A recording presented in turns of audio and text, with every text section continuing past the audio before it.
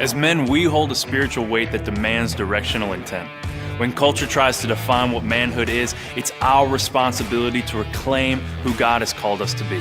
At 5 Star Man, we've designed a 45-day challenge to help transform you physically, mentally, intellectually, emotionally, financially, and yes, spiritually. It will move us from passivity to purpose, from weakness to strength. Sign up for the 45-day challenge today. There is a gravitational pull for man to remain grounded on this earth. Yet, there is also an adventurous spirit within that propels him to reach beyond. To reach new heights, a man must become wiser. Spiritually empowered, man must become stronger. Man was not made for the earth. The earth was made for man. Intended not as an anchor, but as a launching pad into his God-given potential. 3, 2, Roger Tower, 1. To become the man intended for the heavens. Liftoff.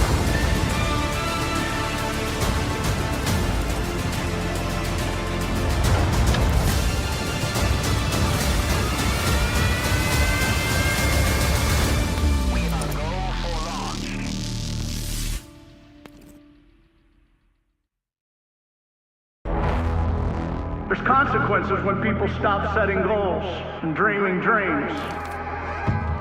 There's consequences when men stop speaking God's plan over their children. There's consequences when men hide in caves and get quiet and stoic and turn inward. There's consequences.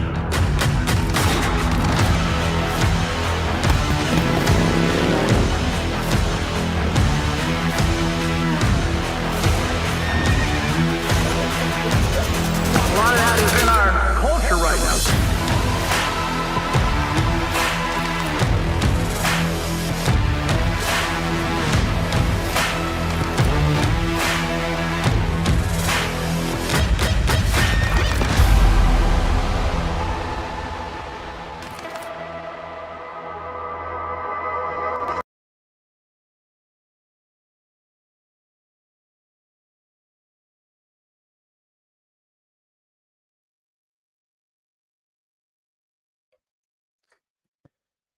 Hey guys, welcome to 5 Star Man Champions live stream. I'm your host, Neil Kennedy. I am glad that you're here tonight. We're talking about endurance, and I think you're going to enjoy it. I hope that you got your field guide. If you're not getting the field guide, you're probably not registered. Go to 5starman.com and sign up for the 45-day challenge, and you're going to receive a free copy of the book 5 Star Man.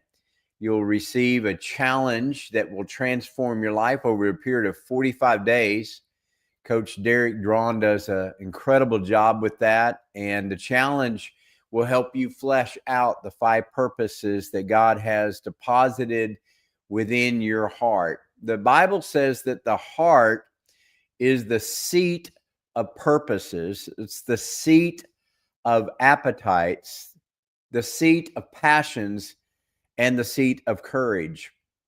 What we have done is create a message of biblical, authentic manhood with 5 Star Man. And we're creating a movement to encourage men to passionately pursue their purposes, knowing who they are in Christ with identity, knowing why you are is your purpose, and knowing where you're going is your destiny. And so we want to strongly encourage you to be part of this movement, 5 Star Man. And I want to give you an update. As you know, we've launched 5 Star Man Global. So we are now in the process of creating our 5 Star Man Global curriculum of 60 videos, along with the PDF training and everything that they will need. And we are converting that into 100 languages. Now that's 60 videos, 100 languages. That's 6,000 videos that we are preparing. And we are believing that we can do this to initiate this at $3,000 per language. So God may lay it on your heart. You may decide to be generous in your heart to sow a financial seed of $3,000 to cover an entire language group of 100 languages. And just think about that. If a $3,000 investment, you're going to be credited with bringing the message of authentic manhood to an entire language group. And so we thank God for you that are already sowing financially to do that. You can do that in installments of $250 donations per month or a one-time gift of $3,000. And those funds will help us accomplish this goal of 100 languages. And so I'm very excited about this, and very excited because not only did I meet with leaders from around the world in Nassau, Bahamas a week ago, but this morning or this afternoon, Mark Jones and I met with a leader. And in fact, I'm going to withhold too much of this information until we finalize some things. But we met with a leader of the largest Spirit-filled Pentecostal charismatic network on earth. And we met with them today. And we are talking about a partnership collaboration. And that was initiated today. And I'm telling you, it's just really, really amazing and exciting. And so good to see so many of you on the chat and the comments tonight, and I appreciate that. Tomorrow at 6:30 a.m., there in Nassau, Bahamas, I met one of the leading voices for the John Maxwell group. He and his wife are both some of the top communicators for the John Maxwell group, Tom Telesco. And he wrote this book called Champion Your Life. And Tom and I have developed a friendship. Tom is coaching 18 business leaders, and they are launching the 45-day challenge tomorrow morning. And I'm going to meet with them and launch them officially tomorrow at 6:30 a.m. So pray with me about that. I'm really excited about our new friendship with Tom, and it's just very, very good. And you may have a group that you're wanting to launch, and I just want you to know I would welcome the opportunity to get on a Zoom with you and your men, and I would welcome that opportunity. We just need to schedule it and make that happen. So as you get a group of men together, you want to do the 45-day challenge, invite me. I will be with you. I will join that, and we'll get that launched. All right. I could go on and on talking about what all God is doing, but make sure that you put on your calendar January 9th and 10th and join us in the Huntsville, Decatur, Alabama, Tennessee Valley area of northern Alabama. We're going to be back at Calvary Assembly there in Decatur. It's really in between Decatur and Huntsville. And it's just a great church. Pastor George Sawyer, Danny Duvall, Derek Drawn, Paul Woods, Aaron Mundell is coming to also communicate with us. And it's just going to be a great, great time. Mark Jones is going to be there with us this year. And so put it on your calendar, January 9th and 10th. Bart, thank you for your leadership. And he's going to be there, and just really excited. Let's get into tonight's teaching. Revelation chapter 3, verse 10. This is when, let's set the stage here. This is when Jesus is speaking to the angel of the church in Philadelphia. And as you know, he writes these letters addressing the churches. And he's addressing the angel, the messenger of the church of Philadelphia. And I need to put on a calendar. I need to communicate with you sometime a good, strong teaching about angels And I'll try to make note of that and do that. But these are the words of him who is holy and true, who holds the key of David. And he says, what he opens, no one can shut, and what he shuts, no one can open. I know your deeds, and I placed you before an open door that no one can shut. Isn't that encouraging? Isn't that an appropriate word for us at Five Star Man? I know that you have little strength, and I'm more aware of that than ever. You have kept my word and have not denied my name. And he goes on to say, I will make those who are of the synagogue of Satan, those who claim to be Jews that are not, but are liars, I will make them come and fall down at your feet and acknowledge that I have loved you. Now, this is the verse I want you to zero in on, verse 10. See, since you have kept my command to endure patiently, I will also keep you from the hour of trial that is going to come upon the whole earth, or the whole world, to test those who live on the earth. He says, I am coming soon.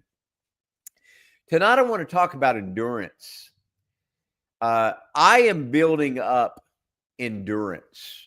And I want you to understand, building up an endurance is a process. You know, I've shared this with you before. I'm talking about my physical endurance. I'm walking 5 miles a day. And now at the 2.4 mile mark, there is a elevation that men have created a track on that elevation to practice and build up their stamina for hiking. And I want to go to the Grand Canyon and do a rim to rim hike. And many of you want to join me, and we're going to make that happen. And it'll probably be next fall because of the fire that ravaged that canyon and that trail path. The canyon has been closed for hiking. But when it opens, we schedule it. I'll open that up to you and first come, first serve on that. But I want to build up my endurance. And so at 2.4 miles, I've been going around that track. I started with 1 lap. Then I got to 2.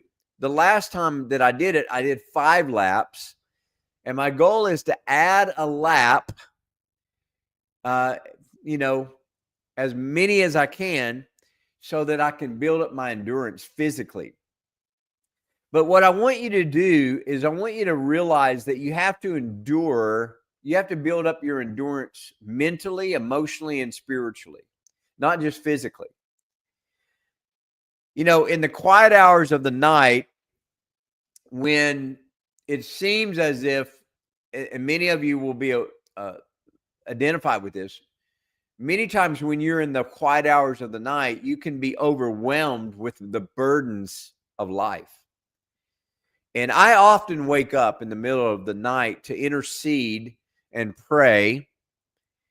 And there's been times when the weight of God's calling and weight of God's destiny on my life and on Five Star Man is overwhelming. And there have been many times when I have been tempted to give up. You've heard me say this many times, that the greatest temptation in a man's life is comfort. There comes a point in our lives when the grind is difficult. The challenge is difficult. And you have to have a mantra that you will endure. So tonight's principle is, if it is endurable, endure it, overcome it, but don't complain. If it's endurable, then endure it, overcome it, but don't complain about it. There's a lot of men who become grumblers. They become men who murmur and complain. Murmur is a muttered complaint. Murmurers are those who whisper complaints in their tents. And God hears those whispers. God can hear those complaints that you say in the muttering of your voice. And you need to be really careful about this, because your complaint can sabotage your endurance. I want to give you 5 keys that will help you endure. The first key to help you endure is endurance is the forge of unbreakable character. You look at the life of Joseph, who was established in his identity by the coat of many colors that his father had given him.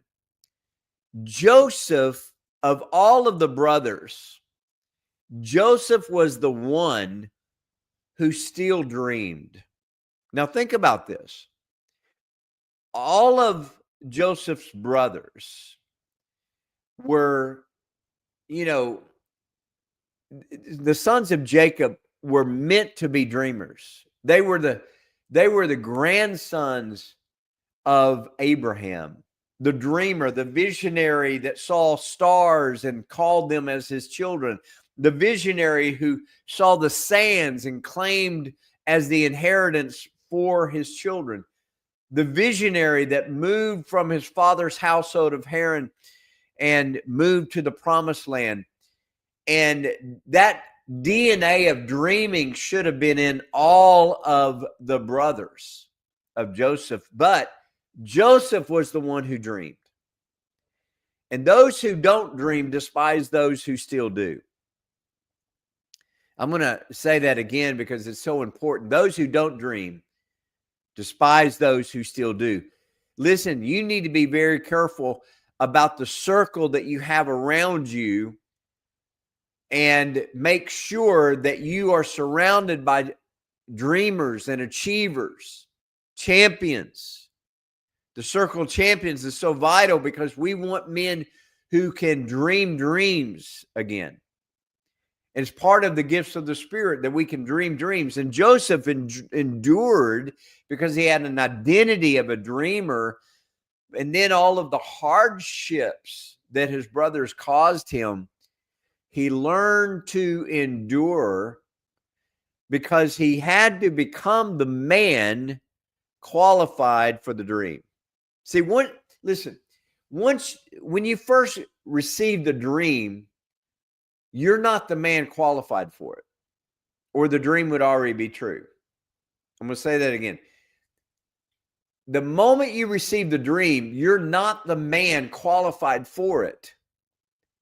You have to begin a process to become that man of character so that the dream can come true. Now, I just gave you something worth the price of admission tonight. I'm telling you, the character building of unbreaking integrity to endure is the key to it all. Because the enemy is going to oppose everything that you're doing. If you're starting a business, you're going to be opposed. If you're starting a ministry, if you're doing anything, you're going to face opposition. And the moment you give in and you complain and you grumble and you gripe and you become a victim and you say it's hard, it's too hard, it's this, it's that, it's that. Listen, you're giving up. And God's force of favor is not going to help you while you're complaining in your tent. Are you getting anything out of this? Complaining is the thief that steals your victory. Complaining in your tent, grumbling. You think about the Israelites who were brought out of slavery and then complained because they had stomach pains.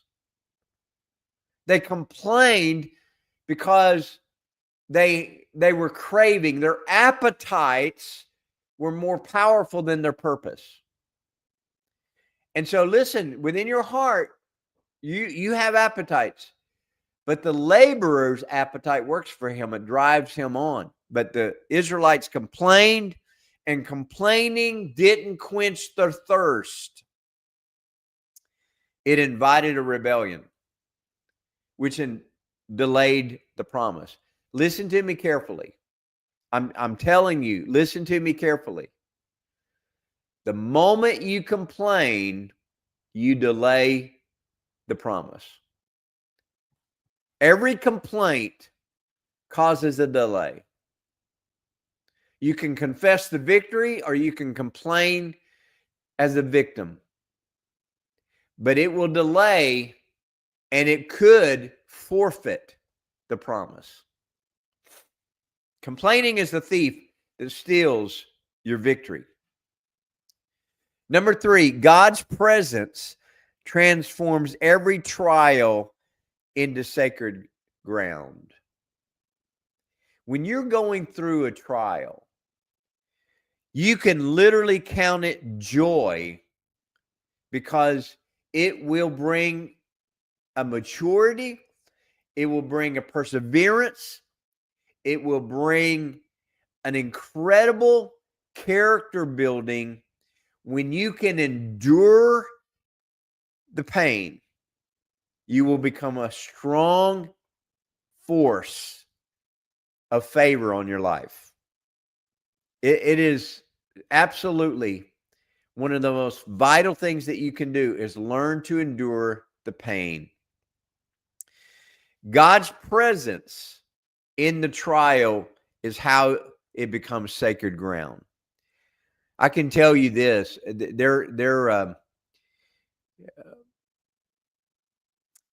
I was just with one of our partners, and I don't want to tell too much of this story, but I want to give you enough.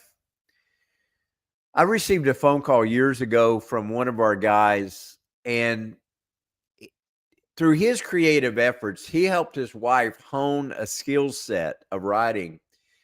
And his creative ability helped her turn her writing into bestsellers. And they literally went from scraping by. They took my 7 Laws book and they implemented the 7 Laws as a life mandate for them. And it began to transform their lives to the point where they literally had millions of dollars coming into their hands. And then one day he calls me and he said, Neil, I was served divorce papers. He said, the bank accounts have been seized. I've been shut off the bank accounts. I've been cut off everything. His wife had an affair and cut him off, had secretly went in and orchestrated a coup of household. And then his phone went blank. His phone was turned off during our conversation. And you talk about a man going into a deep depression. And when we reconnected, I began to speak words of faith and endurance. And I can tell you this, although their marriage didn't survive, he did. He went on to build the life of his dreams. And he is living his best life today because he didn't succumb to the challenge. He stopped complaining. He took up Brazilian Jiu-Jitsu and even competing. He took up making sure that he's working out. He took up a strong prayer life. And I'm telling you, he redeemed his life from what could have easily killed him. Another time, I felt led. Are you getting anything out of this? Another time I felt led to, by the Spirit, I felt led to drop a long series of posts on Facebook. I remember when it was happening, I knew I was speaking to somebody. And so I started dropping about every 3 hours, 1-liners, 2-liners in Facebook, and I knew that God was using it for somebody. I didn't know who it was at the time, but I knew that God was using those nuggets. And about a week later, a man who I knew from a distance, but I didn't really know him well. We were actually ordained together on the same night. So he's a minister. And he called me and he said, Neil, I had to call you. He said, a few months ago, a false accusation was leveled against him. And his board, ministry board, seized the opportunity to capture his ministry, which was really a $4 million a year ministry. Within 24 hours, he lost his ministry. He lost his vehicle because ministers are often provided a vehicle. He lost his home because ministries are often have the house as a parsonage. He lost his home, his vehicle, his salary, his partner list. He lost everything within 24 hours. He had 2 different ministry leadership groups go through a thorough investigation and exonerated him on everything. But he went into a deep, deep depression. And he said for 90 days, he crawled up in a hole in a dark room, weeping. But the Bible says that those who weep at night will endure in the morning. So he opened up Facebook and he said, Neil, it was like your feed was feeding me. And he said, and everything you wrote was God's voice speaking to me. I can tell you today that that man has endured the challenge and has rebuilt his ministry. And just like the story of Job, his ministry is doubled. He is more effective than he's ever been. His partner base is stronger. He has a stronger board of integrity, all because of endured. Number 4, faith is the muscle that overcomes every obstacle. Until you develop the muscle of faith in your life, guys, you're going to be weak. You must learn to develop your muscles, faith muscles. How do you do that? You do that listen to me carefully, because I've learned this. You have to develop your faith muscle on the little things before you can ever take on the big. It's the little things. It's the little things that you deal with faith. You never excuse it as, well, that's too little. No, exercise in the little things so that you can manage the big things. So you've got to exercise your faith muscle and build your endurance with faith. Amen. Think about the woman who said in her heart, if I can just simply touch the hem of the garment of Jesus, I will be healed. She didn't say, I have to grab his hand. She didn't say, I have to grab his ankle. She said, if I can simply touch the thread of the garment, I will be healed. So guys, listen, build your faith muscle on the little things. You know, I've learned that if you can't obey the whispers of God, you'll never obey the commands of God. Number 5, and I've got 2 minutes. Your endurance becomes a legacy of eternal testimony. Last week we were in Fairhope, Alabama, Point Clear area. And my daughter gave me this. And this is one of my grandsons, Maverick, wrote this. And it's entitled, Grandpa the GOAT. And he said, never underestimate an old man who plays golf. First of all, my grandpa is really nice and is always trying to help. He's also super welcoming by getting me new toys and showing me cool things. He teaches me how to play golf and talks to me about being a good and godly man, and he prays for me. Not only is my grandpa helpful, he's also fun. He takes me golfing and wrestles with me. He tells me stories about me and my cousins having adventures. My grandpa is always wanting to hang out with us. Finally, Grandpa is a man of God, and he travels the world talking about Jesus. Not only is my grandpa a man of God, he also points out good Bible verses and teaches us more about the gospel.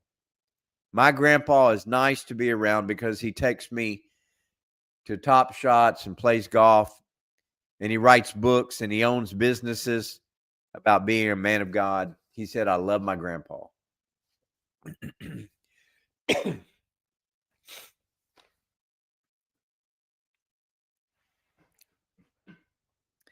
Life isn't about success. Life is about significance. If you're going to be significant, you have to learn to endure. You have to build the stamina to endure. It is my goal in life to live in such a way that I hear my children tell their children, we serve the God of my father. I'm going to say that again.